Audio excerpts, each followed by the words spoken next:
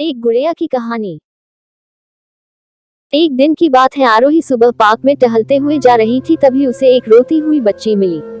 आरोही ने उससे रोने का कारण पूछा तो लड़की ने बताया कि वह जिस गुड़िया से खेल रही थी वह इसी पार्क में कहीं खो गई है। आरोही ने उस बच्ची को उसकी गुड़िया ढूंढ लाने का आश्वासन दिया, जिससे वह बच्ची चुप हो गई। आरोही ने गुड़िया ढूंढने के लिए समय मांगी और फिर दूसरे दिन गुड़िया लाने का वादा करके वहां से चली गई, पर गुड़िया ना तो आरोही को मिली और ना ही उस बच्ची को। आरोही ने गुड़िया की तरफ से एक काल्पनिक पत्र उस बच्ची को लिखी और जब वह बच्ची पार्क में गुड़िया पाने की आशा में आई तो आरोही ने वह पत्र उस बच्ची को पढ़कर सुनाया। पत्र इस प्रकार था, कृपया रोना मत, मैं समय समय पर उस गुड़िया के बारे में तुम्हें लिखती रहूंगी, बस तुम रोना मत।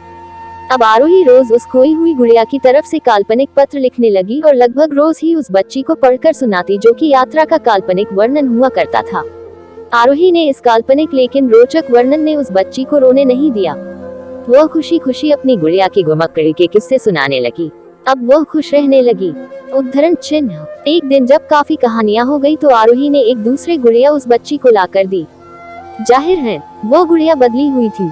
उस बच्ची को अपनी खोई हुई पुरानी गुड़िया जैसे नई लगी तो वह आरोही की ओर देखने लगी। आरोही अनजान बनते हुए गुड़िया में चिपकी एक चिट को निकाल कर पढ़ने लगी। उसमें लिखा हुआ था, यह मैं ही हूँ, तुम्हारी वाली गुड़िया जो पार्क में खो गई थी। दुनिया भर की लंबी यात्रा की वजह से मैं थोड़ी बदल गई हूँ। बच्ची को इस गुड़िया और आरोही पर विश्वास हो गया। वह गुड़िया लेकर घर चली गई। वर्षों बाद जब वह बच्ची बड़ी हो गई तो एक दिन वह अपनी अलमारी में कुछ ढूंढ रही थी तो उसका ध्यान उसी गुड़िया पर गया जो आरोही ने उसे दी थी। बचपन की बातें याद करके वह हंसने लगी। उसे सब समझ आ चुका था कि आरोही ने कैसे उसका मन रखा। उसे उस गुड़िया पर फिर प्यार आने लगा।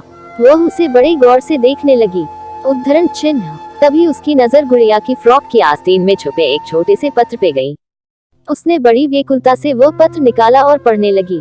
पत्र में संक्षेप में यह लिखा हुआ था, हर वह चीज जिससे तुम प्यार करती हो कभी न कभी तुमसे खो जाएगी और जो तुम्हारे पास होगी वही तुम्हारे लिए सच्चे रूप में बनी होगी। रूप भले ही भिन्न होगा पर प्यार एकदम खालिस होगा। समाप्त। हमें कमेंट करके बताएं कैसी लगी आपको ये कहानी।